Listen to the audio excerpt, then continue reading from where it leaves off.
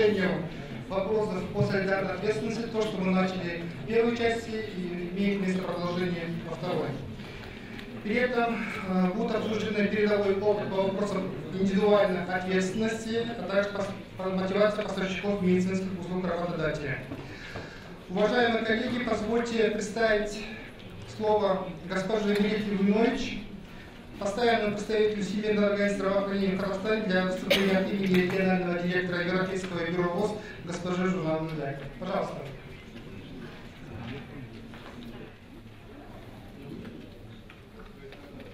Thank you, Your Excellencies, Madam Minister, distinguished guests, ladies and gentlemen, colleagues. It is my honor and pleasure today to address you on behalf of Ms. Susanna, the Regional Director of WHO Europe, who unfortunately cannot be with us because the World Health Assembly, the 66th session, is ongoing in Geneva, and she has to be there. Nevertheless, allow me today to present to you the new policy framework document for the 53 member states of the European region, Health 2020, which were adopted by the Ministers of Health of the European region in September in Malta in the session of the Regional Committee last year. Why are we talking about, next slide please. Why are we talking about it? If you look at the goal of the policy 2020, it is to significantly increase the level of health and welfare, well-being of the population, to reduce inequities in health. Of course, this is very difficult to translate into Russian, that is why we translated inequities in access. But it is actually inequities in reaching the highest level of health that is possible within a certain country, within a certain region, based on the available resources. And of course, the goal is to ensure that the health systems are sustainable, functional, and that they are person-oriented, people-oriented. Next slide, please. Why are we actually talking about Health 2020 today? Because if you look at the European region, which is the biggest region of WHO, it stretches from the Atlantic Ocean in the west to the Pacific in the east, from the Northern Ocean to the Mediterranean. It has 53 member states and more than 800 million population. So if you look at the European region, within the global family of 194 member states of WHO, you are a major part of it. And I dare to say leading in the policies and addressing the challenges of health today. If you look at the European region and its landscape today, we can see that people live longer, have less children, as the Minister has kindly also mentioned in his speech. Demography is important. We are having less and less children, and this is really influencing our indicators. If you look at the diseases, non-communicable diseases were seen as diseases of the rich. But we have evidence today that non-communicable diseases are actually disproportionately affecting more the poor countries and the poor population.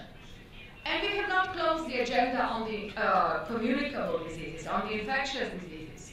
Tuberculosis, HIV, but also resistance to antibiotics is affecting everybody, every day, and the healthcare system. Ultimately, the governments, and especially the ministers of health, ministers of economy, ministers of finance, are all together facing rising costs for healthcare. And instead of being good friends in the government, these three ministries usually start a bitter fight whenever they see each other, accusing each other who is actually affecting the budget and the development of the country. So technology is development. We had a distinguished speaker actually telling us how marvelous possibilities are to save human lives, to improve the health. But that leaves you with a very difficult challenge, where to put the money to. Because in health, in social development, often it is very difficult to put a value on what is more important. Is it the people with HIV? Is it the young people with multiple sclerosis? Is it people 50, 60, 70 years old who have cancer? Or is it the children who have cancer? And it's a terrible job to sit there and make decisions, because whichever decision you do, there is something that you have to cut and there is something that you have to give. This was actually the reason why the WHO member states of the European region prompted a policy framework to see whether they're going into the right direction. Next slide, please. Here we can see a graph which shows you easily the extending of the life expectancy at birth, and of course, over the last 20, 30 years, there has been a 5 years gain, more or less. But if you look at the lines, and it's not important who is who, there is a huge gap between the countries. If I would then take here a few slides and show you the difference within countries, between various populations, you would almost see the same. So we have a huge inequity that we need to address. Next slide, please. So Health 2020 has actually put in front of the member states, not only ministers of health, strategic goals. One is to reduce the divide, the gap between countries in achieving the health status, which is usually measured by health indicators, and you all know how tricky that can be, and how figures sometimes do reflect the reality, and sometimes hide something, just not showing how much effort you are putting into it. But it also means improved leadership and participation of all sectors and all parts of the society in the governments and in the care for health and in the protection of the health. And in one sentence, this is what WHO understands as the shared responsibility for health, as the solidarity for health. Next slide. Yeah, that's it. We are not starting from an empty table. If you look at this region, of course, we have overall in the world the constitution of WHO, but we are in Kazakhstan, and we have Almaty or Almata here. This is the 35th anniversary of the Almata Declaration, and this year we will actually celebrate it in Almata in November. We also have health for all, health for the 21st century, the Tallinn Charter. So these integrated concepts can actually already show how much we have gained in health. But there is more, and there are possibilities for more. Next slide, please. Let me introduce to you briefly the 4 priorities of Health 2020. And I will not be surprised that you will actually recognize a lot that was mentioned here today. It is investment in health in all phases of the life cycle. It is the fight with infectious and non-infectious diseases. It is strengthening the health systems which are people-oriented. It is strengthening the whole society to emergency situations. It is strengthening surveillance and response. And it is also ensuring that there is a resilient society, sustainable society, which can enjoy a favorable environment. Next slide, please. And again, 2020 and the economic arguments. If we go to the next slide, we can show also to the, next slide, please. We can show also to our colleagues who are sitting in other panel sessions and in the Astana Economic Forum that there are huge economic arguments which are favorable for health, but also for the development. The economic consequences of non-communicable diseases are on a daily basis exceeding hundreds of billions of dollars in the world. This is a huge issue, and let us see what is actually the cost of that. This is lost lives, but it is also the huge treatments. It is quite clear that if there is a strong investment in health and in prevention of non-communicable diseases, these are not really costs or expenditures of the health sector. This is really the investment into the economy and development, as rightly has been recognized, not only in Kazakhstan, but in many countries. In the coffee break, I had an interesting discussion with a representative from Georgia. But where are the tools for our governments and ministers to really apply it? And I think this is the forum where these tools can be explored, examined, and tasks put forward to all experts in various areas to find them and to make them available to the decision makers.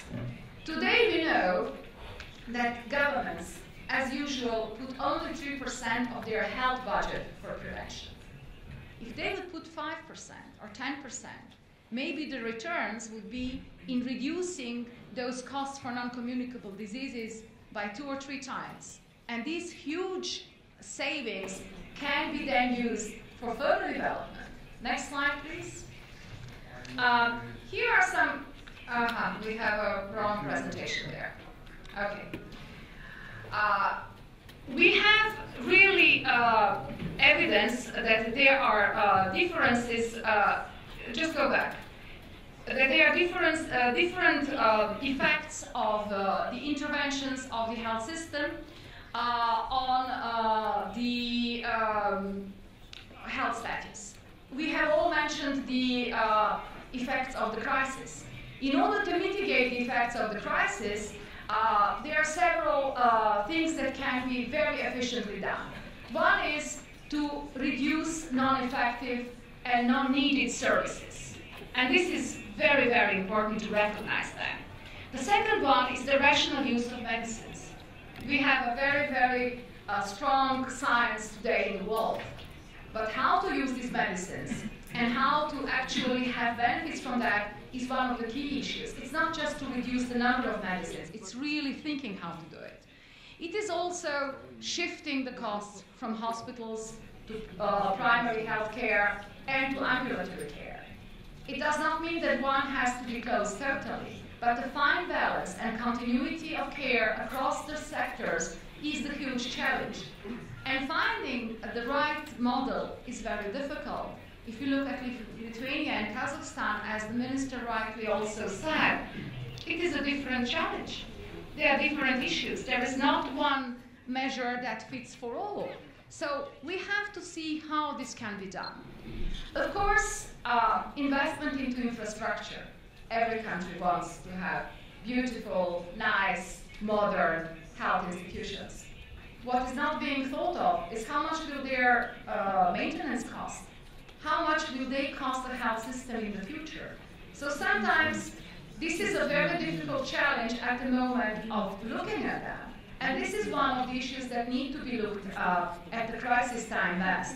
And again, as the minister said, the anti-cycling budgeting, the putting aside money to buffer a moment when the Ministry of Finance will simply say, but we do not have the money. To have the availability to push into the sector, into the most vulnerable part, the needed intervention. And of course, as I said, the number of unnecessary services. If you ask me as a patient, I might have my own opinions, what I need from a doctor or from a service and what I want.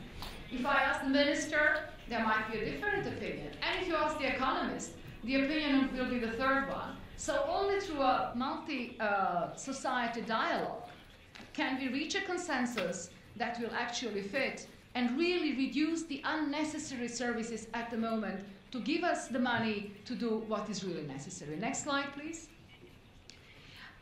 In order to address the situation in Europe, WHO has worked on an action plan for non-communicable diseases. And if you look at the columns, you will see the various areas. What is in red are actually the actions that are already available in Kazakhstan. Not all, there are much more. I just took these as an example. Tobacco, we are working on increasing of the taxation. Of course, we are not satisfied, neither is the Minister of Health, but neither is the Minister of Finance and Economy. So this dialogue will go on. And Kazakhstan is not alone in it. It's not only WHO Kazakhstan, this is actually a working group in the Euro-Asian community, which is jointly looking at it. Because increasing taxation in one country will cause contraband from the other country. So we have to work together. This is an inter-country shared responsibility as well. We spoke about hypertension, and I agree with George. Yes, there are very cheap treatments, and it's much cheaper to reduce the salt. If we manage to reduce the salt, if we manage to prevent the common source, and which is the salty snacks which are available wherever you turn your eye and hand, and they are very cheap as well, maybe the overall hypertension and need for even calcium blockers will be lower. And there will be some savings for some other rare diseases that we would need to address. Next slide, please. Of course, WHO needs to support the member states to navigate the crisis. So, I mean, we have a strong economic case, as I said. Prevention is most cost effective. The taxes on tobacco, maybe on alcohol, will be useful. But do we have the tools? Are there evidence? Because if the Minister of Health just goes and the Parliament goes and asks and says, guys, we need to do it, this is important, the next question will be, yes, but how? Do you know how much it will cost our economy? We will lose jobs, and then you will not have your money for your medicines and interventions. So these are the huge questions in front of us. Next slide, please. However, there are very efficient ways. Look at the red line. That is Kazakhstan. And this is the mortality from ischemic heart diseases. This is unprecedented in the world. The first moment when you look at it, any statistician will tell you this is not possible. It is. And there are a few other countries in the world. We are now promoting Kazakhstan to actually do a research and clearly identify what happened. But this one is a direct intervention of the health system. When a very effective intervention was introduced, and this is coronarography and coronaroplastic. This has immediately reduced the lethality. What we have to look at now is how to actually reduce the overall number of cases that are needing such interventions, because that is going to be a burden on the costs. Next slide, please. We are in Kazakhstan, and being here at the Astana Economic Forum is an evidence that for Kazakhstan, for its highest authorities, for the president, health is a key strategic goal. It is an investment. As the president said, that the healthy lifestyles and the principle of shared responsibility for health need to be present every day. They are not just campaigns.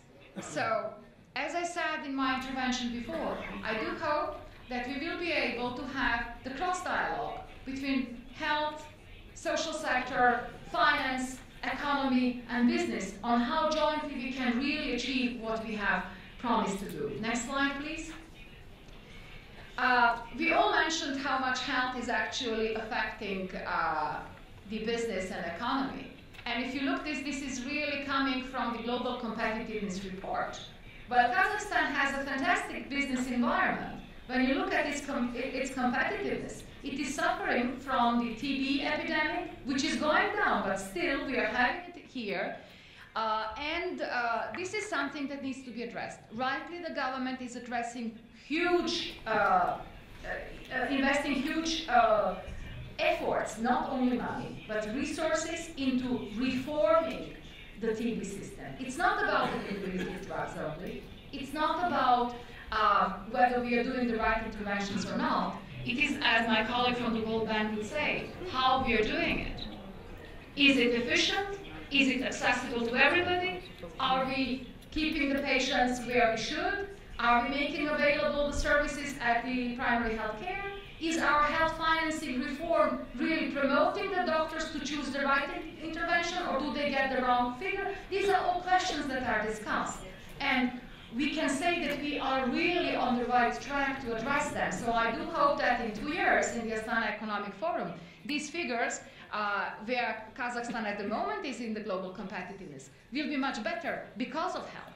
Next slide, please. And talking about the tools, Health 2020 has documents and Kazakhstan has documents. Also, our distinguished speaker, the professor, said that there are a lot of strategies and policies that are embedding it.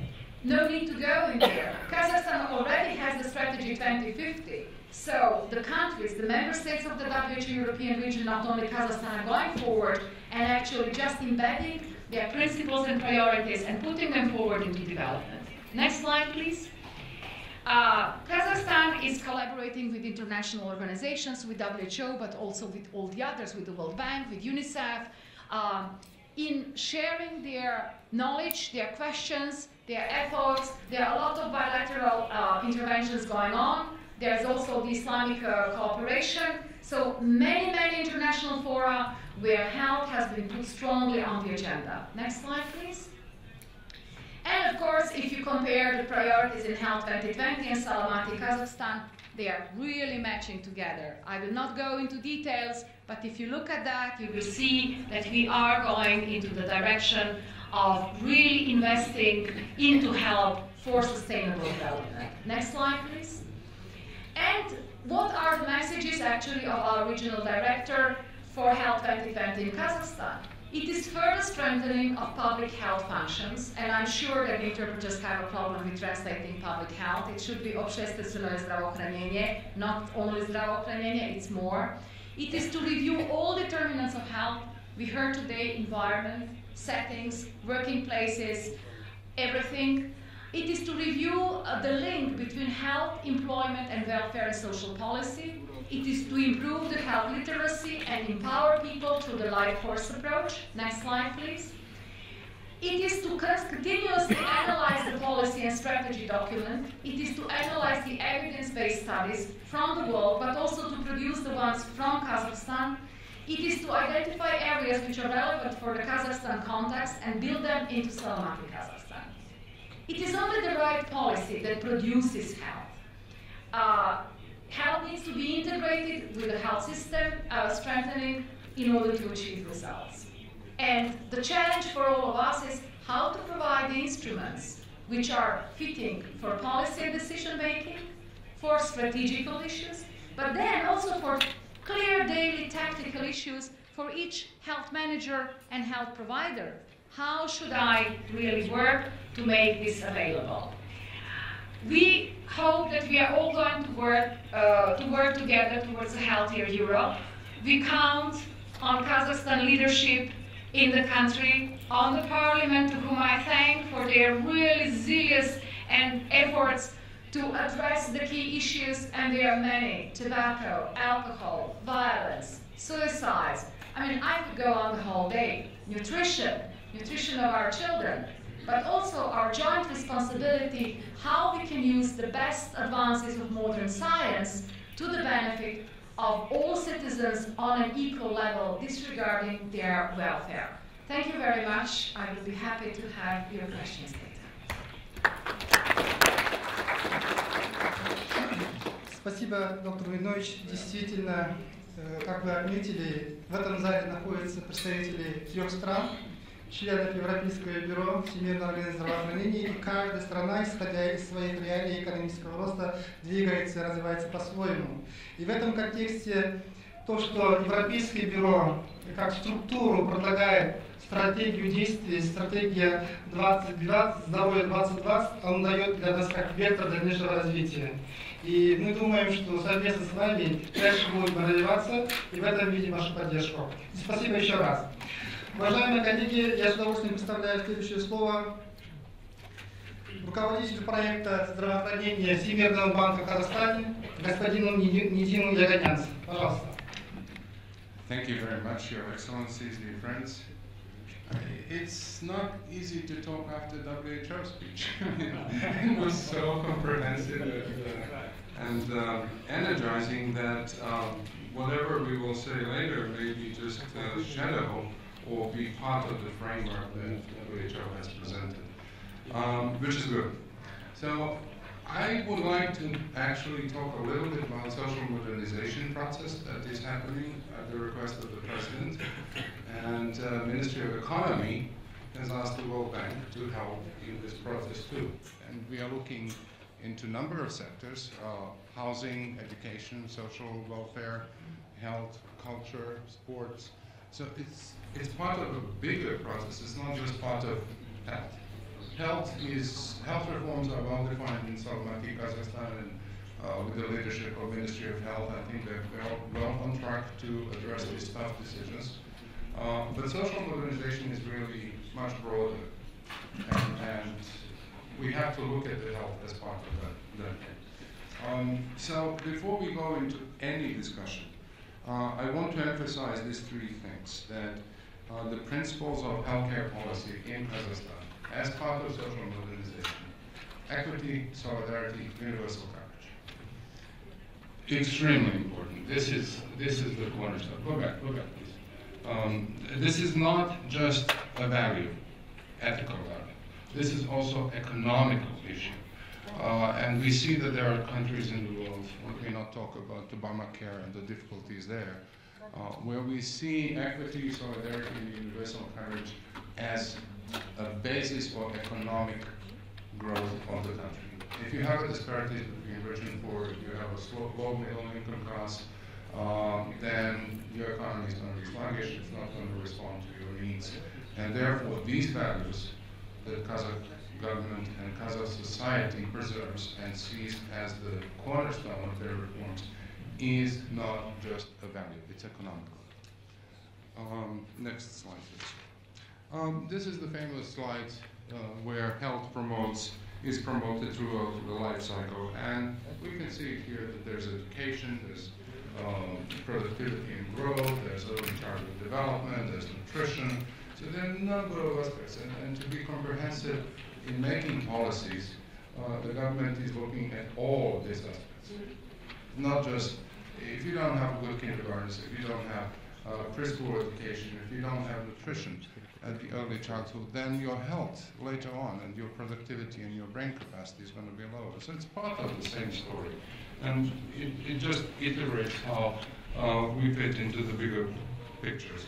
And that's where health in all policies, as defined by the European Union, should be strengthened and should be looked by the parliament, by the legislature, by the executive branch of the government to be implemented and incorporated at every stage. Next slide, please. So when the President addressed the nation with the framework of social modernization, I have to confess we honestly wondered what that is, what is meant by that. And for a number of people that we consulted, it meant different things. But through the consultative process led by the government and the Ministry of Economy and the Ministry of Health, we came to a common definition that the health reforms are key aspects of the social modernization. With an overall objective of addressing outdated practices, norms, outdated standards, and outdated structure of the health system. Easier said than done, right? It looks like everything, and it's a really tough challenge. But then we try to break it into two key parts with the consultation of the Ministry of Health, where we have healthcare delivery system, which is basically and so on and so on. And then we have something for the rest of the government, which are determinants of health, that was emphasizing that are sometimes outside of the healthcare system, although healthcare can take the lead. Tobacco, injuries, occupational hazards, safety, something that where businesses have to take the bite and real address. And all of these address individual behavior. So it's this link between individual personal behavior, engaging in hazardous and risky behaviors, this moral hazard question that we are trying to address, because somebody else pays for our risk on smoking, on drinking, driving like crazy through the streets without seat belts, having children put in front of the seat without the seat belt, without the proper chair, and other things. That is resulting in the second highest cause of mortality in the country, which is exactly what we're trying to prevent. Next slide. There are structural problems which I wouldn't spend much time on it. I think we all know about it. It's inheritance of the old system, epidemiology change. We have now non-communicable diseases compared to communicable diseases before, which were dominant. We can say we have double burden, both from communicable and non-communicable diseases. And then to quote WHO director, we need to strike a balance between primary healthcare and specialized care. And in the last 5 years, we have seen heavy investments in the tertiary care, which addressed the curve of cardiovascular disease that were pointed by Melita, which is very interesting. Because in a way, it goes away from traditional health system prescription. Let's do the primary care, and then we'll take care of the hospitals first. Kazakhstan decided their own way. They went into strengthening the hospital care. They strengthened the services on cardiovascular diseases, which resulted in these immediate gains. And I think we really have to document this much better so that other countries can learn from this experience. And now they're attacking the primary care. And we know that. We have been discussing this with the Ministry of Health, with the Vice Prime Minister.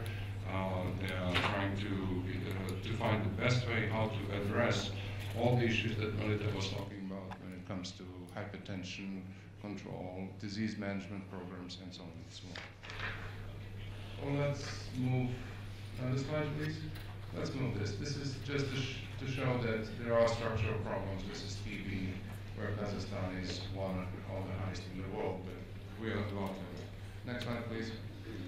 So, tough decisions. We can go many different directions, but next slide. But this is basically where I think the emphasis will be in the next 5 to 10 years. It's really about the primary healthcare. And I have put this slide together based on experience from actually Australia, a report on primary healthcare development, where they went from traditional primary healthcare, where you have a doctor who is taking care of your disease. If you're sick, you go to the doctor, he gives you a prescription, he does something, blah, blah, blah, you take it. But the second level is really primary healthcare that also has the disease management programs. And what George was saying, that majority of people with hypertension do not know they have hypertension. They have no clue. And those who know they have hypertension, only 1/3 or something like that is actually on the medication, or maybe even 17, 18, 20%. Those on medication, half of them do not have their blood pressure stable. So this results in such a high rate of strokes and cardiovascular events that is killing our population in Kazakhstan. And that contributes a big deal to reduction of life and life expectancy. But there's also a next level of primary healthcare, which is actually people-centered primary healthcare, which also gives the responsibility of primary healthcare workers to the health of the community as such, not just disease management, and that's where your shared responsibility fits in very nicely. So it's a long way to go. The system has to be reformed, the system has to be changed. Next slide. Incentives have to be fixed. And here in the next 2 or 3 slides, I've just listed some of them. And of course, this is much more complicated than it looks on this simplified slide. The source of financing, whether it's oblast level or Republican level, to create the right incentives have to be there. Purchasing of health services together with the verification of results and putting incentives on the right place is a huge challenge. And many countries have gone different way, and we would really benefit from learning and experience of different countries, including Ukraine, on how they did it. I know that ministry already sent a number of people to quite a few countries, I would say, to their experience from Germany to UK to Estonia to Australia to New Zealand to so I think the policy that was cooking and that is in preparation for many, many years is about to be implemented very soon. And as we understand, there's going to be strengthening of the purchasing of services through some form of insurance fund that is going to be built on current purchasing commission and so on and so on. There's a huge effort to look into organization of delivery. And that is where the big work comes in. You know, polyclinics to be shifted into something different. Is it group practice? Is it primary care type of family doctors or combination of? These are processes that last 15, 20 years. This is not happening overnight. It looks simple, but it's not. And then for all of this, we need coalition of change. Because without everybody at work, it's going to be tough. There's always somebody pulling the brake for whatever reason it is. And unlike in a number of other countries in the region, in ECA region, I see that this coalition of change in Kazakhstan is actually very strong.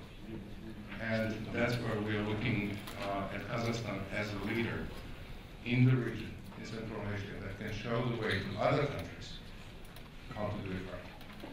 It would be very difficult to expect that countries with much lower income or less developed healthcare would take the lead and show how you can transit from one system to another. So the Kazakhstan really is, on one hand, blessed to have very smart and very entrepreneur actors in the reform, but there's also on spot from other countries to show the leadership.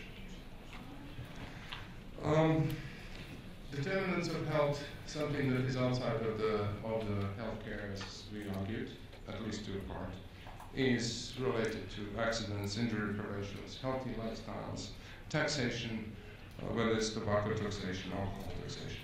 And all these stories from tobacco industry that it will take 3 years to increase tobacco taxation, which is the most effective measure to control smoking, because the poor farmers will lose the job. That's a crap. That doesn't work. It's a propaganda, let's put it that way.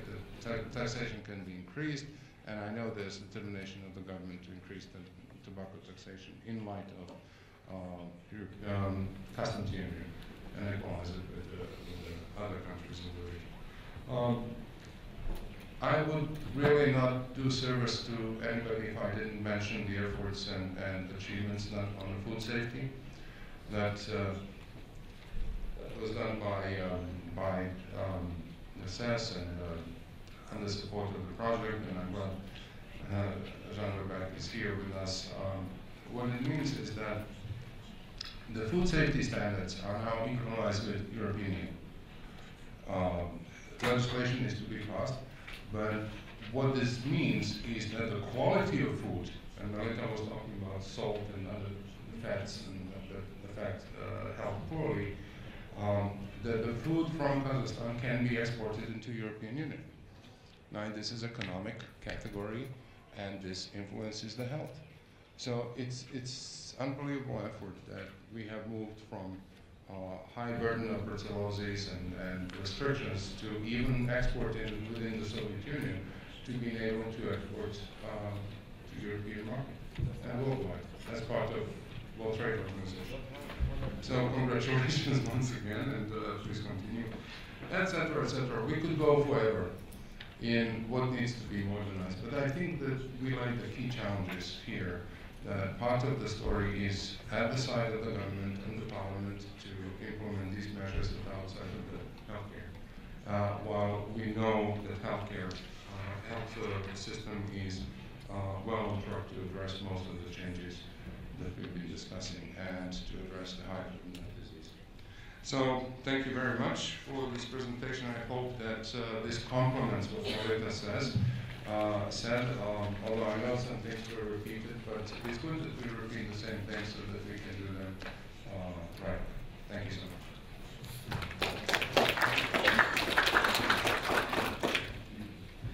Thank you, Dr. Yaganyats.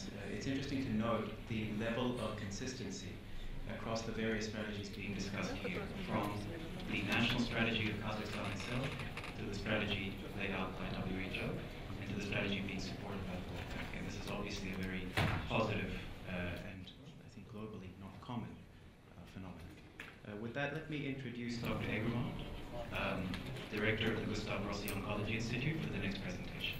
Dr. Thank you.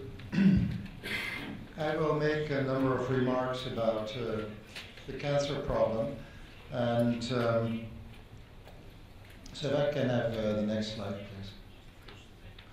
So you know that cancer is increasingly a worldwide burden, and that actually the big increase in the cancer problem will not be in the Western world, but it will be in the emerging economies and the less advanced, economically less advanced world as we know it right now. So when you know, yes. When you looked at in 2008, there were 12.5 million new cases. It will more than double by 2025, actually, are the new numbers, to 26 million cases. At our times, there are about 8 million deaths on cancer a year. It will more than double to 17 million deaths per year. But the bottom number may be the most important one. At this particular point in time, we have roughly 30 million people living with cancer. It is expected by 2030 to be somewhere between 90 and 100 million people living with cancer. And that means that it is becoming a healthcare problem of a completely different dimension than the way it's perceived right now. Next.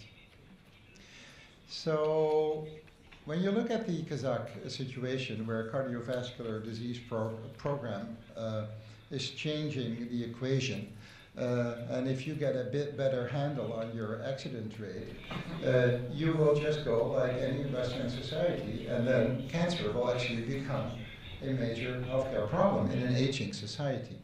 So in France, for the first time in history, in 2005, cancer became the #1 mortality disease, and it had passed cardiovascular disease.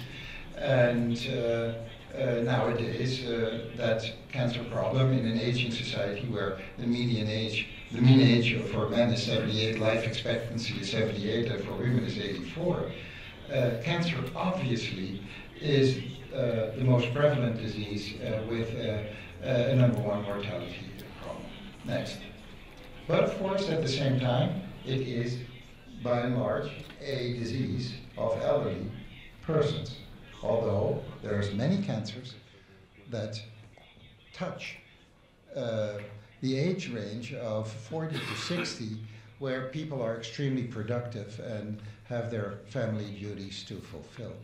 When you look at this slide, and we have of course alluded to it before, there's just, if we could only do one thing to be effective, we would abandon smoking. It's clear that the incidence will go, if you look at the right side of the panel under world, it will go to 12 million in incidence and mortality of about 8 million and a prevalence of around 30 million right now. And the alarming thing in Western Europe is that females are smoking more and more. And that the numbers that show that 1/3 of males are smoking and 1/5 of females are smoking is rapidly going to parity between males and females. And since females actually have the most important role to keep our societies going and productive and healthy and stable, this is really a disastrous development. Next slide. So when you look at the fact that now Kazakhstan, after this major cardiovascular medicine project, has launched into a national cancer plan and an oncology project, you can ask a number of questions as to what should Kazakhstan do in terms of the different elements that are addressed in their national cancer plan. When you look at clinical practice in oncology, a new concept that needs to be developed in Kazakhstan is the one of multidisciplinarity. Cancer is a complex disease because it's managed by different specialties right from the start, by surgeons, radiation oncologists, and medical oncologists. So you need to get those specialists together in one committee to work together and discuss how to best address the needs of patients. But you, at the same time, need to reinforce diagnostic infrastructures because there is no cancer patient that can be treated without a correct diagnosis. And especially in the field of basic histopathologic training and in the newer field of molecular diagnostics, there's a priority program to be established because if you are not capable in that domain, you will not be capable in the clinical treatment domain. In the diagnostic domain, of course, in the infrastructural needs domain, there are new investments needed in radiation therapy basic radiation therapy infrastructure, and IMRT, which is fairly modern radiation oncology infrastructure. But don't go overboard with projects such as proton therapy, which right now seems to be only worthwhile in some rare brain cancers for children and some ocular melanomas, and has not a leg to stand on in the treatment of for instance, prostate cancer, which was believed originally to be the driver model for proton therapy. So if you want to waste your money, you spend 50 or 70 million on a proton therapy center. If you want to make good use of your money, you buy radiation equipment for all your cancer dispensaries for 70 million. And they will all have basic and good and sound radiation oncology equipment. So you also will need these days to reinforce your imaging infrastructure. But there again, it is always the challenge to be rational and to first address your basic needs in terms of what you need in CT scans and MRI scans, and not always immediately go for the highest end of what industry is trying to sell to you.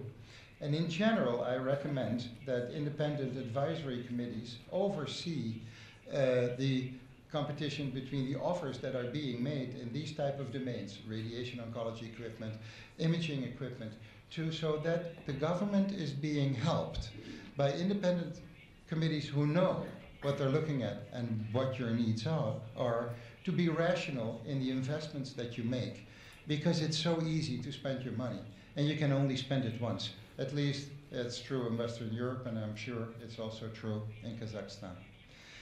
And then, of course, nothing works without the proper education. And in the end of this whole session, I think education is going to be the main item for all the different aspects that eventually will lead to efficiency in our systems.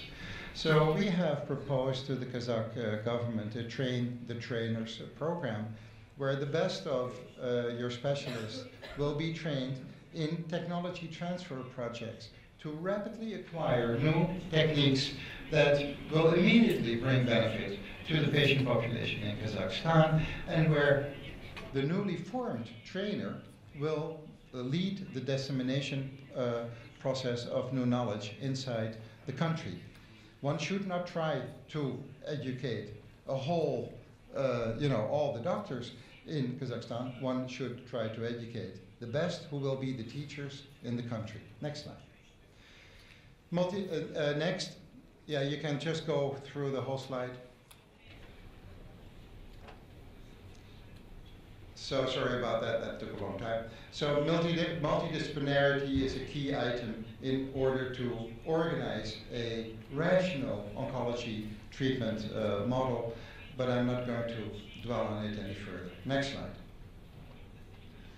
So the recommendation, of course, is to implement your national cancer plan, because it has many, many very good elements, and it's rational. The approach is sound. I would say that at the ground level, at level 0, you will need to have projects in public health to understand better what is the landscape that is particular to Kazakhstan in terms of what are your cancers. You must understand the demographics of cancer in Kazakhstan and what are the specific cancer problems in Kazakhstan, because gastric cancer, thyroid cancer, breast cancer, and colorectal cancer, and lung cancer, which are all increasing. But some of these cancers will be different in Kazakhstan compared to in Western Europe or in China. And you will need to start cancer registries to get a sound information database by which you can evaluate how the cancer problem will evolve over the years and how your treatment initiatives will impact on cancer incidence as well as outcome. Of course, and I think this is an excellent plan, because now you're looking at how to reinforce your primary care centers, and that's where you have your first level of diagnostics. And this is where you will need to reinforce your infrastructure that will lead to early diagnosis. And so early diagnosis campaigns in breast and colorectal, head and neck, skin, and in prostate cancer are underway. I see the main interest of those cancer initiatives is education of and awareness of the public, so that you will get a better understanding with the public that eventually will always lead to a pattern of earlier diagnosis, and thereby you will cure more patients as a result of it. Screening programs are a very difficult topic, and screening programs are in general very, very much overrated. One knows that, for instance, the breast cancer screening programs, we actually have great doubts. What is the real efficacy of breast cancer screening programs in Western Europe or in the United States? So I see it more as an initiative that it will lead to earlier diagnosis of actually bigger tumors and not just really screening problem that will create awareness and lead to public education, than that the screening program in and by itself will be very effective. The same can be said about colorectal cancer, because the screening program for colorectal cancer, if it would be endoscopies, is far too complex and is far too time and personnel consuming to be actually executionable. But of course, for cervical cancer, a simple pap smear or a simple HPV test nowadays is the best way to protect women against locally advanced cervical cancer. And that is actually a domain where I think screening programs would be, in a country like Kazakhstan, very effective and very much worthwhile. But at the bottom it says education, education, education. I think it's the biggest element of value. It will educate your primary caregivers, your primary care nurses, and it will educate your population next. At the second level, you have about 20 cancer care centers, your cancer dispensaries. There is the place to introduce the multidisciplinarity model. This is the place where you must get the surgeon, the radiation oncologist, and the medical oncologist in the same room together with the histopathologist and the imaging specialist to advance the level of cancer care and to work with the right diagnoses. So it's the development of an integrated approach. And it is also the place where you can offer to the patients basic genetic counseling. Breast cancers, some 10% of your breast cancers will have some relationship to a heritable genetic disease, whereas 90% is incidental. But you will need to find out what is specific about the genetic constitution in Kazakhstan to find out why you have a high level of leukemias, why and which group of breast cancer patients you can actually detect early because of genetic testing. At the third level, you just need a few centers that integrate research and innovation and clinical research and integrated research. So you will need to create, obviously, your own research programs and your own research facilities. But I see this more as a situation that you can focus to, for instance, at the first stage, to just Astana or Astana and Almaty, to have those kind of centers. Next slide. So you have to create your own advanced life sciences program. And of course, you have good infrastructure for physics and chemistry and mathematics. It's just that now it's the time to go into the life sciences, because the life sciences will be the main domain of sciences in the 21st century. And you will need to develop, as I already alluded to, specific programs for your most frequent cancers. And your specific programs will bring together your social context, your lifestyle context, your economic background, into just the domain of your 4 or 5 most frequent cancers. Next slide.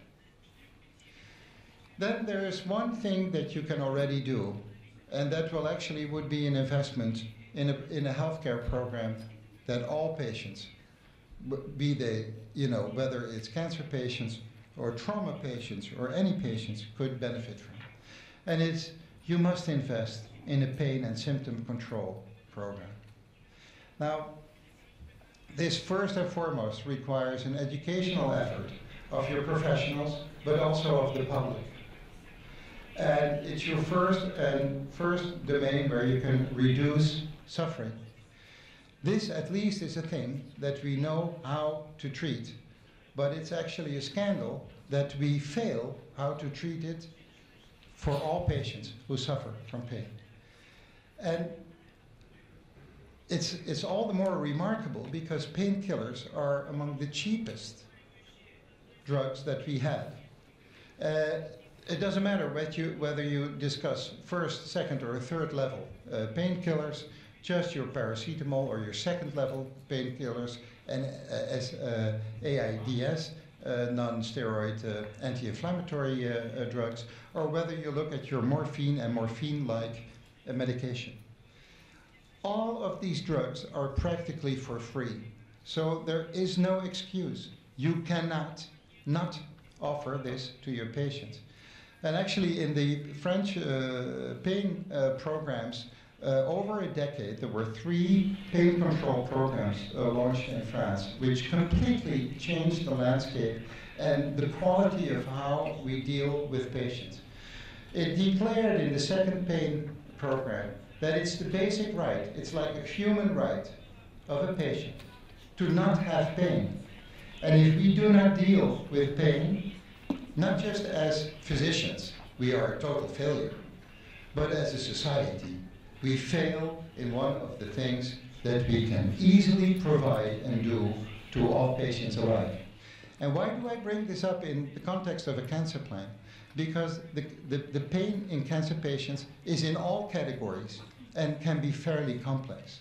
But with our current management systems of pain, we can actually offer pain control virtually to all patients. If we fail to do that, we are only to blame. And if we have laws, or if we have ancient thoughts about painkillers, by which we restrict the import of painkillers into our countries, this is a priority item to address. And it's not only a priority item in Kazakhstan, it's true for many countries still in the world. And it's based on a misconception that painkillers cannot be controlled correctly by our healthcare systems. So painkillers are there to be offered to patients, not to be withheld from patients. Next and last slide. I already said in terms of public campaign, if you can run only one campaign, it's of course a tobacco campaign. And as you already mentioned, we know that there is a direct relationship between tobacco control and the price of cigarettes. So actually, in that sense, it's a simple problem to which we already know the answer. Next slide. You need to keep a tight budget control on things, both on the creation of your infrastructures, because you can spend your money only once. And so at the bottom of this slide, I recommend to look at the possibility to have external, transparent advisory committees that help you in the choices of how to enforce your infrastructure and make the good choices. Next slide. And then the cancer drugs. So we have chemotherapeutics and we have new, very, very expensive targeted drugs. Now, in both domains, you can have a very rational policy.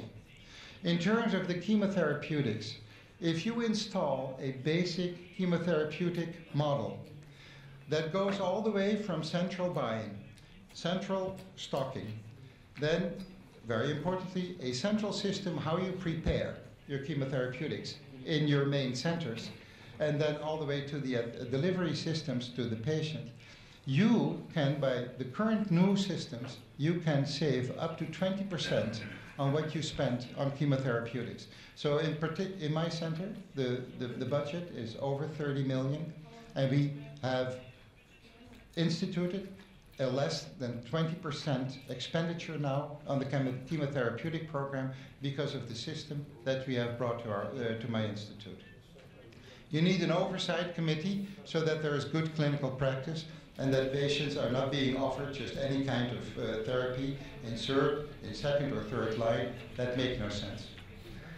At the bottom, there is what you need is a new expensive drug committee to help you to decide how to deal with the problem that the new cancer drugs are, quite frankly, ridiculously expensive.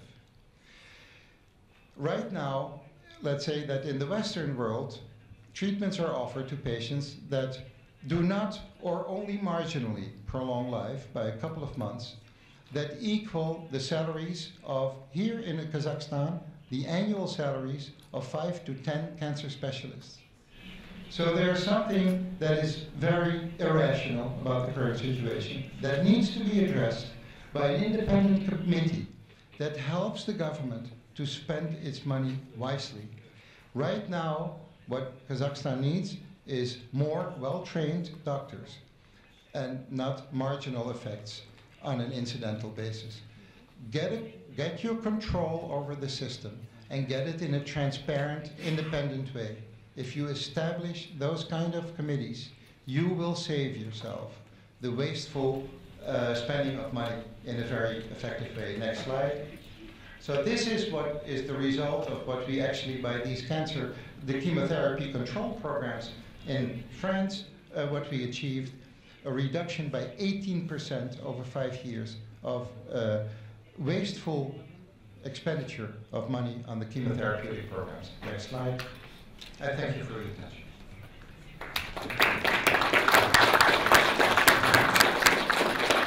Thank you very much. It's very unusual for the discussion of oncology in an emerging market to be so focused on practicalities and on prudence. Very often when we talk about oncology in emerging markets, it's almost a caricature of an expensive, unnecessary service relative to others. And I think it's a sign of the maturity of the dialogue here that in the same discussion, we can lay equal emphasis on the importance of strengthening primary care, and at the same time look, in the way that's been described by Professor Egmont, on very prudent, specific measures that can be implemented to deal with a very real problem here. I guess one other question that will come up in our discussion is the question of access to these services and who pays, and whether or not the model of co-payment or of free access to these services needs to be reconsidered or considered anew. But thank you again for those comments. Ladies and gentlemen, I've been informed that the session will be ending today at 1:30, so we'll move on to the next speaker. It gives me pleasure to introduce Dr. George Schmidt, Director of the US CDC office in Almaty. Dr. Schmidt, please, your presentation. Thanks, Stephen. Are we going to use the Russian presentation or the English? Russian is perfectly fine. It might be preferable. So before I begin, and before I forget, I have a handout here, and I have 25 copies and 25 in Russian, of a document that I did when I was a colleague of Melita's several years ago at WHO, and it concerns operations research, which is the subject of my presentation. So please feel free at 1:30 to pick up a copy. Well, my remarks today focus on the use of operations research, and they are somewhat different than Dr. Nair's, who said it's between 20 and 30 years from the time we have a new finding until it leads to practical results. And operations research is a simple, participatory, and often inexpensive means of improving health care, and it can give us results tomorrow. So both are important.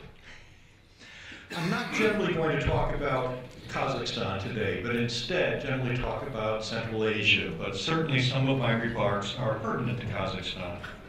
My thoughts are based on my 4 years in Central Asia, from the view of what happens at the patient individual program level, at this level that I mostly work. Kazakhstan is making great progress in reforming the structure of its healthcare system.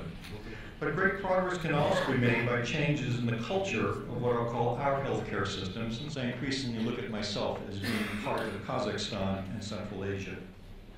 Operations research should be a part of this change, since the goal of operations research is improvement. What we who work in the field of operations research often call the science of the better. An integral part of operations research as we seek to improve the effectiveness and efficiency of our healthcare delivery programs is an emphasis on critical thinking. Rather than say that we can improve laboratory testing for this organism or that, or open this hospital or close that one, if we improve critical thinking, then we can improve everything. As the proverb goes, give a man a fish and he eats for a day. Teach him how to fish and he eats forever. At last year's, well, we're getting, do we go back?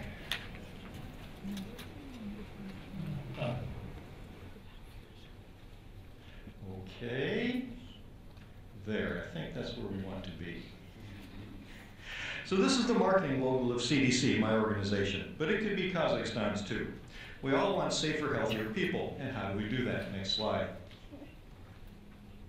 Next slide, please.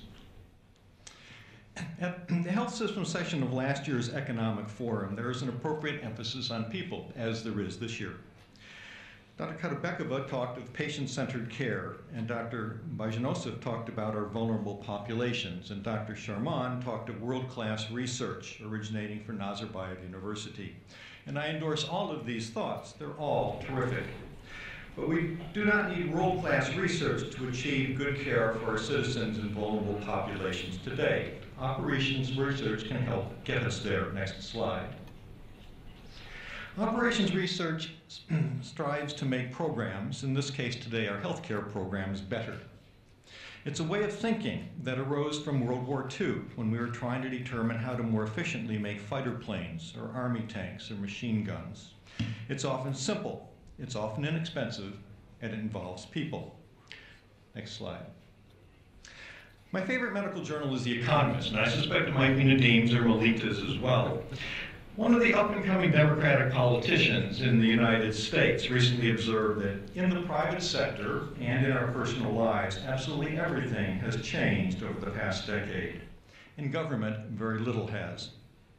The Economist editorial writer then commented, "The public sector is top-down and producer-dominated.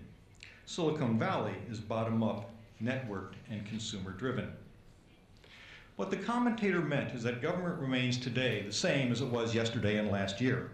The top, the leadership that is, the producer, dictates what the organization will do. The citizen or the ultimate government worker who delivers services to the citizen has relatively little power to change things. In Silicon Valley, however, which as you all know is the technology center of innovation and technical success for much of the world, things work the other way. There, one determines what the consumer wants and then designs the product to meet the need. There's a great deal of networking, talking with one another, collaboration to do this. So let me ask all of us if we in our healthcare systems are asking our patients what they want, or if we're asking our doctors or our nurses how to change the way they deliver services so that patients get more effective services, or better yet, more effective services delivered at a lesser cost. And in Central Asia in general, I think we need to ask this question and take more of a Silicon Valley approach to our healthcare systems. Next slide. Adopting this attitude would require some change in our thinking. Next slide.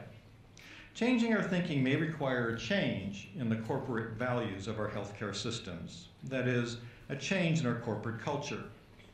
As I've gotten older, I've become more and more impressed about how important culture is to corporations and businesses. And we in healthcare do have a corporate culture, just like business has. And corporate culture is based on values.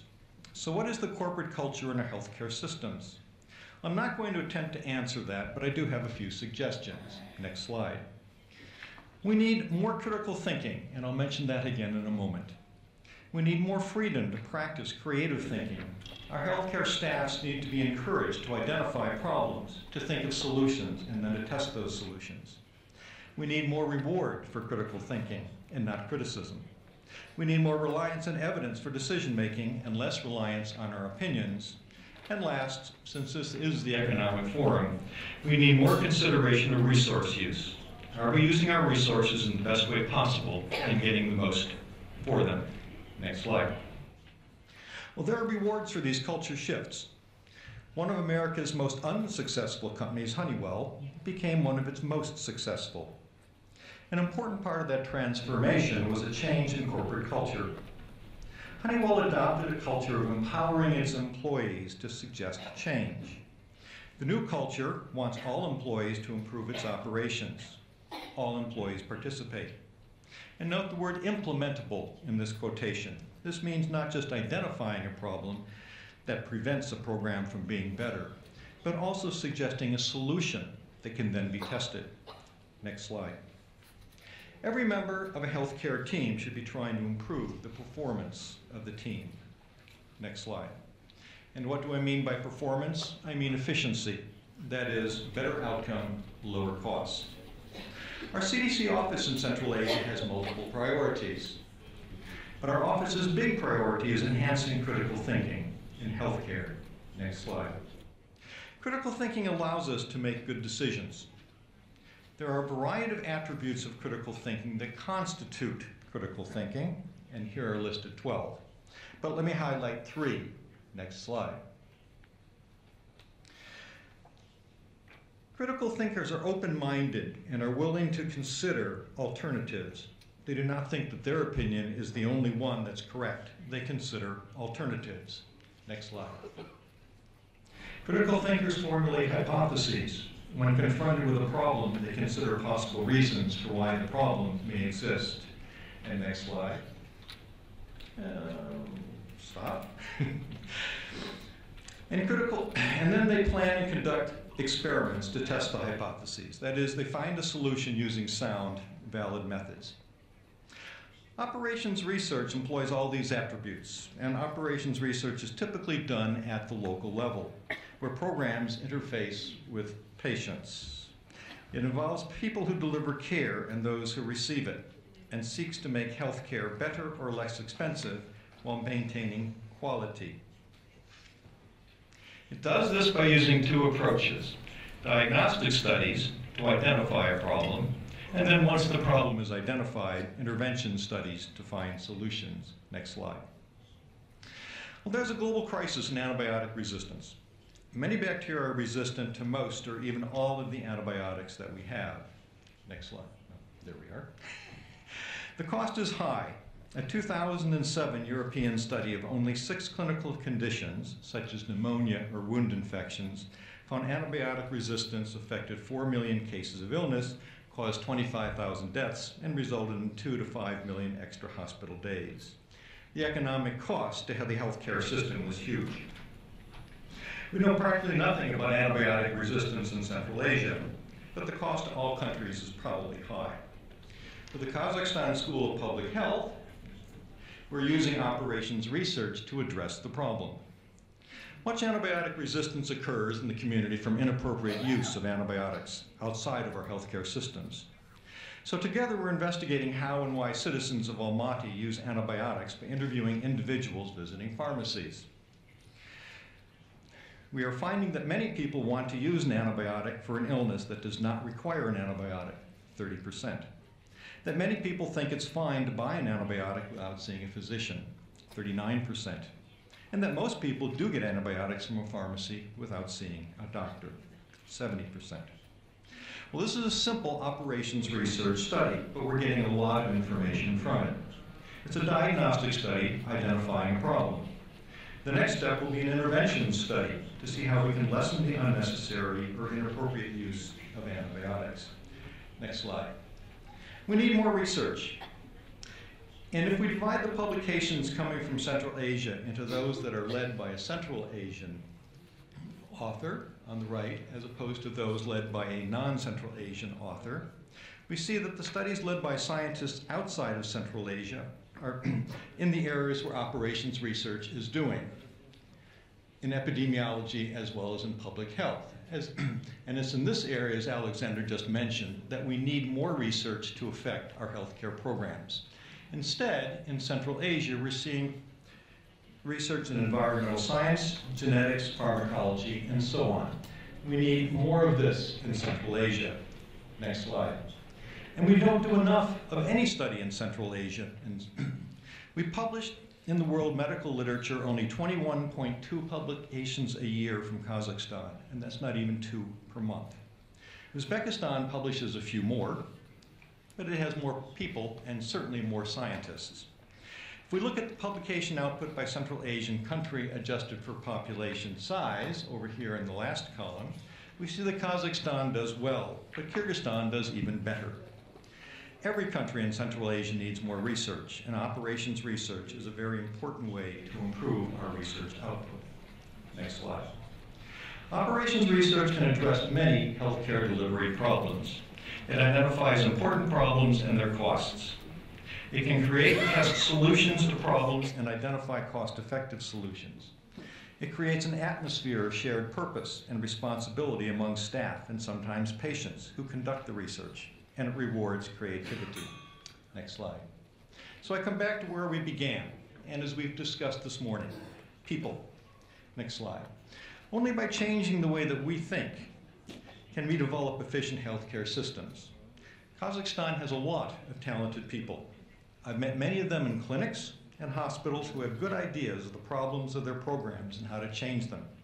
We need to encourage this thinking throughout our healthcare system and improve it and involve our patients as we improve our thinking. Thank you.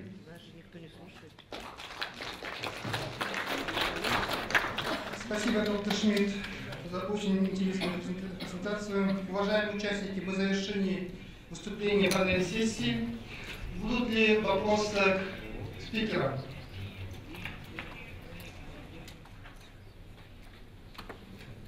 Ну, учитывая то, что 2 часа здесь начинается следующая панельная сессия, я бы хотел поблагодарить всех участников сегодняшней панельной сессии. Я понимаю, что временные рамки не позволят детально обсудить отдельные вопросы, но уверен, что в нашей предстоящей работе они дадут свое отражение, и ни один вопрос не останется без внимания. Мы продолжим в виртуальном режиме на сайте Астанинского экономического форума и на сайте Министерства здравоохранения дальнейшее обсуждение этих вопросов.